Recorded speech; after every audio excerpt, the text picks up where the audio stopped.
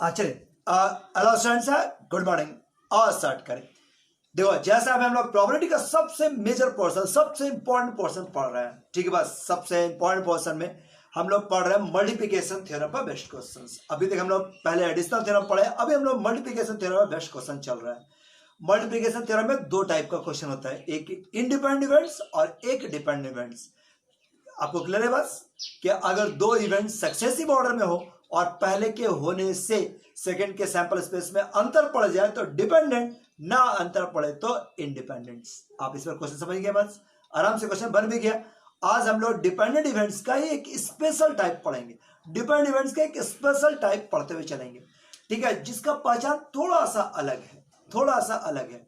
अभी तक हम लोग डिपेंडेंट या इंडिपेंडेंट इवेंट कैसे पहचानते थे कि अगर तुम्हारे पास प्रोबेबिलिटी का क्वेश्चन, जिस चीज का प्रोबेबिलिटी मांगा, जिस इवेंट का प्रोबेबिलिटी मांगा, अगर उस इवेंट में एंड या एंड शामिल हो जाए तो मल्टीप्लिकेशन थ्योरम, एंड शामिल हो जाए तो मल्टीप्लिकेशन थ्योरम। उसी में भी डिपेंडेंट और इंडिपेंडेंट दो केस डिस्कस हुआ, उसी में डिपेंडेंट और इंडिपेंडेंट दो केस डिस्कस हुआ। क्या ये बात ठीक है? क्या ये बात आपको क्लियर है? लेकिन अब जो हम लोग पढ़ने जा रहे हैं वो आज कुछ अलग वैरायटी। आज में एंड और नहीं रहेगा, इवेंट में एंड और नहीं रहेगा, तब भी वो डिपेंडेंट का क्वेश्चन है रहेगा। कैसे? उसका पहचान क्या रहेगा? उसमें क्वेश्चन में गिवन रहेगा it is given, it is known, it happen, it appears, इस तरह का स्टेटमेंट रहेगा। इट गिवन, इट हैपन, इसमें दो इवेंट रहेगा, लेकिन एक इवेंट का प्रॉपर्टी मांगेगा और दूसरे का कहा रहेगा कि यह होता है या हो रहा है या देखा जा रहा है या पाया जा रहा है, ऐसा कुछ। It is given, it known, it happens, it occurs, इस तरह का स्टेटमेंट रहेगा। हम आपको यूज करके दिखाते हैं क्वेश्चन क्या रहेगा, ठीक बात। तो देखिए, जैसे एक क्वेश्चन, ये भी आज का एक क्वेश्चन है, किताब में भी ज्यादा क्वेश्चन नहीं, 4-5 क्वेश्चन होगा। तो एक क्वेश्चन है, एक क्वेश्चन है, बाकी दो घर पर। तो देखिए क्या बोल रहा है कि one die is thrown, one die is thrown, एक डाई को थ्रो किया गया। One die is thrown, what is the probability? क्या प्रोबेबिलिटी होगा? What is the probability? क्या प्रोबेबिलिटी होगा that die shows, die shows, die shows, die shows even number, die shows greater then 4, die shows greater then 4, die पर 4 से बड़ा आए।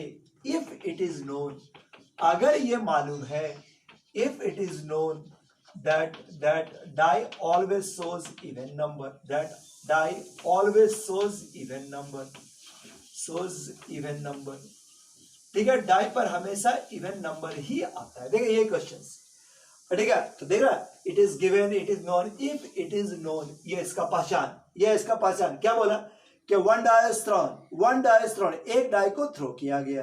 क्या chances है कि उस पर 4 से बड़ा नंबर आएगा? अगर यह मालूम है कि केवल इवन नंबर ही आता है, तो it is given, it happen, it occurs, it happen, इस तरह का जब भी सेंटेंस रहेगा तो आप समझ सकते हैं कि डिपेंडेंट इवेंट्स है। इसमें से दो इवेंट कौन कौन?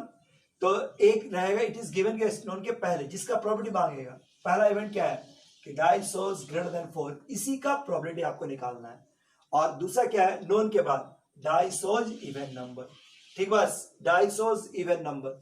जो it is given, it happens के पहले जो बढ़ रहा है, इसी का प्रोबेबिलिटी आपको निकालना है, ये ऑलरेडी होता है, ठीक बस। तो दो इवेंट मानना, पहला डाई सोज ग्रेटर देन 4, दूसरा डाई सोज इवन नंबर। हम लोग को निकालना है कि पहला इवेंट होने का प्रोबेबिलिटी कब? जब बी ऑलरेडी होता है, बी ऑलरेडी होता है। देखो जगह नहीं है, हम क्वेश्चन मिटा रहे हैं, पढ़े से देख लेना, ठीक बस। जिस चीज का प्रोबेबिलिटी मांग रहा है वो पहचान लो, जिस जो चीज दिया हुआ है वो पहचान लो। किस चीज का प्रोबेबिलिटी मांग रहा है कि 4 से बड़ा नंबर आए, और क्या दिया हुआ है कि उस पर हमेशा 4 ही आता है। इसका बनाने का तरीका कल वाला जो डिपेंडेंट और इंडिपेंडेंट के समान नहीं बनेगा, ये चैप्टर नंबर 1 जैसा बनेगा, एडिशनल थ्योरम जैसा बनेगा। एक्सपेरिमेंट शुरुआत की, एक्सपेरिमेंट क्या है? तो just one die is thrown, one die is thrown, एकदम चैप्टर नंबर 1 जैसा बना देना। One die is thrown, event A, one die is thrown, बताओ number of sample space 6। Event A, पहला इवेंट क्या है? इवेंट ए कि die shows greater then 4, die shows greater then 4, die shows greater then 4, हटेगा greater than 4, die पर 4 से बड़ा number आए, और डाई सोज ग्रेटर देन 4। देखिए जी, शुरुआत करते हुए question, अटेगा die shows greater then 4, die shows greater then 4, ये पहला इवेंट। बताइए क्या क्या आ सकता है? 5 और 6, 5 और 6, सो नंबर ऑफ ए कितना हो गया 2, प्रोबेबिलिटी ऑफ ए कितना हो जाएगा, दिस इज 2/6 यानी कि 1/3। ठीक है, इवेंट बी क्या है, इवेंट बी अटेगा die shows even number, die shows even number, die shows even number, die पर इवन नंबर ही आए। अटेगा इवेंट बी क्या है, die shows even number, die shows even number, even number एकदम ए से एकदम फ्री मानो, एकदम इसको ध्यान मत दो, बस simple, one dice thrown and die shows even number, one dice thrown and die shows even number. बता इसमें क्या क्या आएगा, तो 2 4 6, नंबर ऑफ बी कितना हो गया, this is 3, probability of B क्या हो जाएगा, तो दिस इज 3/6 यानी कि 1/2। देखिए यहां तक ठीक है। उसके बाद जैसे एडिशन थ्योरम में ए इंटरसेक्शन बी निकालते थे, ए इंटरसेक्शन बी, ठीक है, ए इंटरसेक्शन बी निकाल लो यहां से, A intersection B, event A intersection B, event A intersection B, बताओ ए इंटरसेक्शन बी क्या होगा, तो दोनों घटना एक साथ, मतलब डाइसोस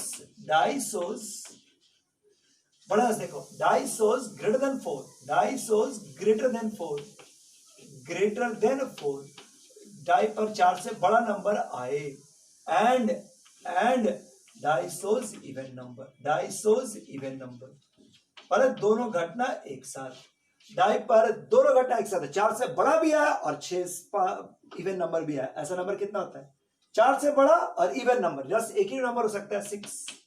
सो बताइए number of A intersection B is equal to 1, so probability of A intersection B is equal to this is 1/6। लीजिए सर, ये आपका प्रोबेबिलिटी यहां से निकल गया। इसके बाद और अब निकालना क्या था, रिक्वायर्ड प्रोबेबिलिटी, जिस चीज का इवेंट प्रोबेबिलिटी मांगे वो ऊपर, जो गिवन है वो नीचे। ठीक है, we have to find according to questions, according to questions हम लोग को निकालना क्या है, वी हैव टू फाइंड, हम लोग को क्या निकालना है, we have to find probability of A affected with B, मतलब probability of getting greater then 4 कब, व्हेन डाइसोस इवन नंबर, यही निकालना है हम लोग को। इधर बात समझ में आ गया पूरा, बस अड़ी बस इसके बाद तो यहां पर से हम लिखने जा रहे हैं according to multiplication theorem, according to multiplication theorem, multiplication theorem के मुताबिक क्या होगा। ठीक, बस देखो मल्टीप्लिकेशन थ्योरम के मुताबिक यहां लिख देते हैं, पी ए का वैल्यू आया था 1/3, पी बी का वैल्यू आया 1/2, जगह चाहिए इसको बिठाना पड़ रहा है। अड़ी बस आराम से यहां तक निकाल लीजिएगा। उसके बाद देखो हम लोग मल्टीप्लिकेशन थ्योरम में क्या था कि ए इंटरसेक्शन बी बराबर पी ए गुना पी बी बाई ए, और इसी तरह से probability of A intersection B बराबर दिस इज पी बी गुना पी ए बाई बी। तो जिस चीज का देखो अगर बी बाई ए निकालना है तो ये क्रॉस करके नीचे ले आओ, दिस इज पी ए, अगर ये लाना है तो ये नीचे ले आओ। तो ध्यान से देखो फॉर्मूला क्या बन गया कि जिस चीज का प्रोबेबिलिटी निकालना है, ठीक है, जो चीज नीचे रहेगा उसी के प्रोबेबिलिटी से डिवाइड, दोनों का इंटरसेक्शन बटा जिस चीज का जो नीचे रहेगा उसी के प्रोबेबिलिटी से डिवाइड, जो नीचे रहेगा उसी के प्रोबेबिलिटी से डिवाइड। तो अब सोचो यहां पर हमको क्या निकालना है, पी ए बाई बी। तो according to multiplication theorem P A by B बराबर P A intersection B divide by probability of B, probability of B. So क्या निकल गया, पी ए बाई बी बराबर हो गया दिस इज 1/6 और P B आया दिस इज 1/3। सो कैलकुलेशन कर लो तो 1/2, सो रिक्वायर्ड प्रोबेबिलिटी इज 1/2। ठीक, बस P B sorry P B का वैल्यू 1/2 है, 1/2 है, सो रिजल्ट क्या हो गया, जस्ट 1/3, 1/3 आया, 1/3। बोलो समझ आया बात, फिर से एक बार देख ले जल्दी से, एक बार फिर से यही क्वेश्चन देख लो, यही एक बेस्ट क्वेश्चन तो आपको भी समझ में आ गया होगा, एक बार फिर से देख लेते हैं। ठीक है, बस देखो क्वेश्चन में क्या बोला कि वन डाई इज थ्रोन, एक डाई को थ्रो किया गया, what is the probability that the appear number is greater than 4, जो नंबर आएगा वो 4 से बड़ा आएगा, अगर ये मालूम है कि die always shows even number. So बताइए एक्सपेरिमेंट क्या हुआ, experiment one die is thrown, just one die is thrown, number of sample space क्या हो गया, देखिए sir ji one die is thrown, number of sample space 6, event A क्या है, event A die shows greater then 4, die shows greater then 4, die पर 4 से बड़ा आए। सो प्रोबेबिलिटी आप निकाले 4 से बड़ा आया मतलब 5 और 6 यानी कि 2/6, सो इवेंट बी निकालिए। इवेंट बी क्या है? Die shows even number, die shows even number, even number पर आए तो इवन नंबर क्या हो सकता है? 2 4 6 यानी कि 3/6। इसके बाद event A intersection B, A intersection B मतलब die shows greater then 4, die shows greater then 4, greater than 4, greater than 4, die पर 4 से बड़ा नंबर आए and die shows even number, die shows even number और डाई इवन नंबर को आए। बताओ 2 4 से बड़ा भी आए और 4 भी आए, ऐसा केवल एक हो सकता है 6। So number of A intersection B is equal to 1। So probability of A intersection B is equal to, so probability of A intersection B is equal to this is 1/6। So probability of A intersection B is equal to 1/6। क्या यहां तक बात ठीक है? So probability of A intersection B is equal to 1/6।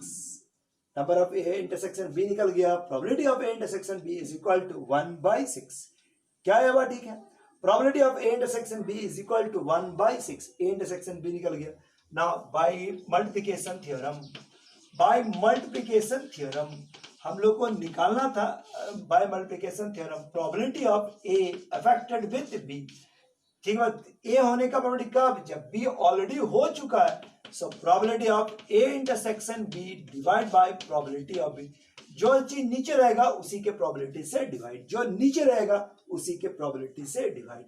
सो यहां पर क्या हो गया? जैसे 1/6 और 1/2 कैलकुलेशन किए तो this is 1/3, this is the required probability. बस समझ में आ गया? बस सेम क्वेश्चन सब कुछ भी नहीं था, आराम से चैप्टर नंबर वो एडिशनल थ्योरम के समान आराम से पी ए निकाले, पी बी निकाले, पी ए इंटरसेक्शन बी निकाले। अब जिस चीज का प्रोबेबिलिटी है निकालना वो ऊपर, जो चीज नॉन रहेगा वो नीचे निकालते हुए बढ़ा दो। लो आप एकदम सिमिलर क्वेश्चंस आप बनाओ।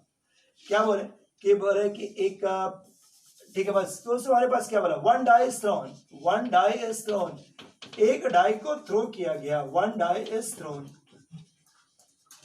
What is the probability? ठीक है, व्हाट इज द प्रोबेबिलिटी? क्या प्रोबेबिलिटी होगा?